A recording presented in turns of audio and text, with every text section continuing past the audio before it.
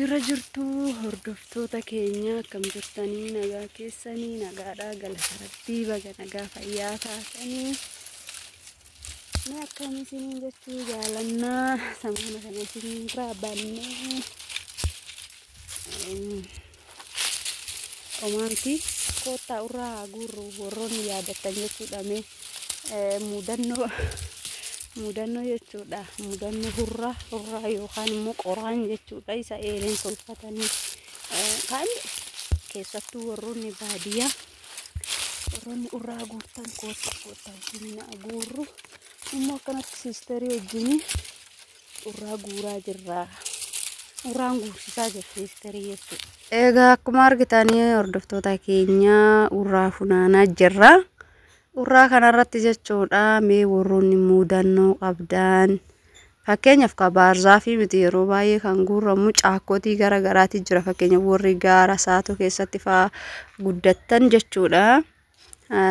Jira jechuudha mukooleen garagaraa kan akka gaattiraa saatoo mukoolee baay'ee jira walumaa galatti jechuudha gosa baay'eetu jira. Ani amma ammoo magaalaa keessaa xiqqoochi bahee gara baadiyyaatti jechuudha daarii baadiyyaatti daarii magaalaatti guna kaasanii achi jechuudha qoraan kana argannee hinoo haala kanaan fe'annaa jirra jechuudha.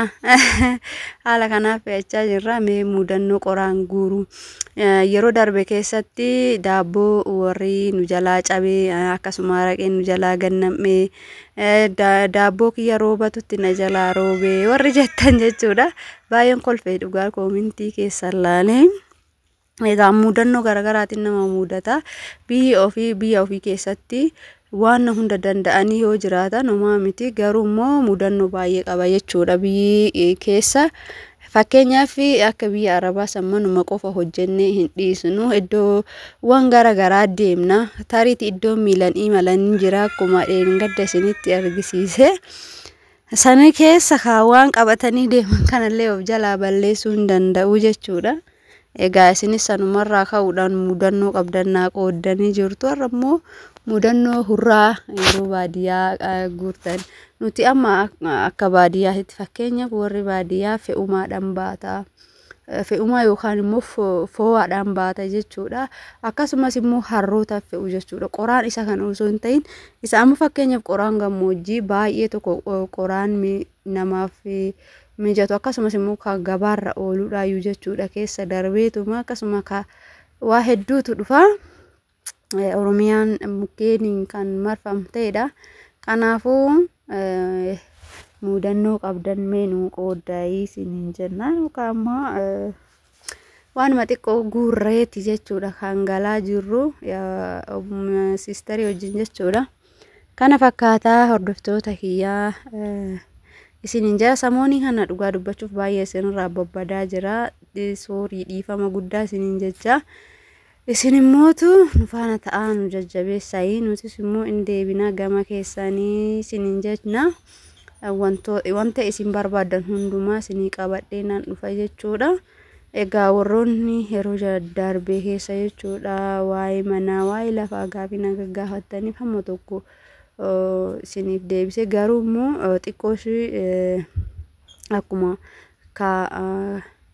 jireenyi gaariin jirtu jireenyi badduunis jireenyi gaddaatis jireenyi gammachuu akkuma jiru jireenyi gaddaatis jira waan ta'eef xinnoo ishii na obsaasin jechuu barbaadetan isa sanii ani har'aa fi hunoo hurraa kiyyaan guurrachaa jira. Akkasumas immoo dhiifama warroonni amantaa kiristaanaa ortodoksii tawaahidoo kan taatanii torbaffaa sigaa yookaan immoo gabata dhiqaa isa jennu sana jechuudha. Baga itti singahee isiniin jenna. Egaa har'a immoo guyyaa gabata dhiqaati ayyaana manatti ayyaaneffannee kaanee mee qoy deemne qoraan guurrona jennee guurree haala kanaan jechuudha fe'annee kan kaane kan baannes immoo haala kanaanidha jechuudha baay'ee kan namatti tolu. Haala kanaan miti garuu kan baattamu haa ta'u nuti immoo haaluma nuuf mijatuu hin baanne haala kanaan babbaattanne galaa jira jechuudha. Kuni baadiyyaadha karaa kana immoo namoonni beektan jiraachuu dandeessu jechuudha. warroonni asnatti dhiyoo warroonni na daawwattan jirtu jechuudha biyya ormaa teessanii warroonni iddoo kana wallaaltanii siin jirtan siin jechuu barbaade tanani. Egaa haaluma kanaan jira siin jechuu barbaanneeti. Ammas mudannoo qabdanii fi akkasuma gaafii qabdan koomentii jalatti nu barreessu hin dagatinaa. Aduu keessa waan jirruuf hidhammoo kan akkana jirru aduu baay'ee gadi baati akka malee gadi baati jechuudha aduuni. Aduu yoo baay'atte warri keenya dur aduu roobaa jedhani akkuma san ta'e jechuudha. Kanaaf nus immoo egaa akka dubartoonni hin beekna maali kun gaafii hin qabu keessattuu dubartootni baadiyyaa haala kanaan jiraatu jechuudha. Kan magaalaa hin bitatas baay'inaani. Ani immoo yoo akkuma koo yeroo durii guurree manatti maatii keenyaaf galchinu har'a immoo yoo guure maal ta'a kan jedhu jechuudha. Har'aan guyyaa lama dhufee jira iddoo kana jechuudha. Baay'ee gaariidha mana koorraa fagoo miti. Na duuba jechuudha mana koo duuba xinnumaaf xiqqummaaf fagaata malee. Hagamu hin fagaatu kuni achuma achi keessa urraa xixiqqoo kana fuffunaannannee galaa jirra jechuudha.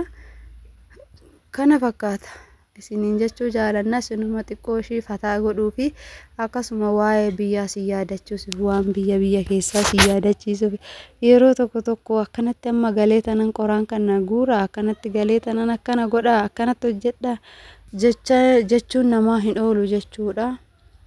Tarii immoo haalli namaa mijateetis immoo mijachuu baachuus dhabuu danda'a. Waan jibban kanas immoo hojjechuu ta'uu danda'a hin beekamu. Nuti immoo aadaa biyya keenyatti waan ta'eef yeroo baay'ee ibsaanis hin jiru fakkeenyaaf hamma ibsaadhaan tolfachuuf akkasumas immoo kaffaltiin ibsaatis baay'ee ol ka'ee jira yoo dubbanne dhugaa jechuudha. Kanaaf baajata qusachuuf si fayyadaa qoraanii gaafa galtan qoraan guurradhaa jechuu barbaade tananii oraa bulaa deemana.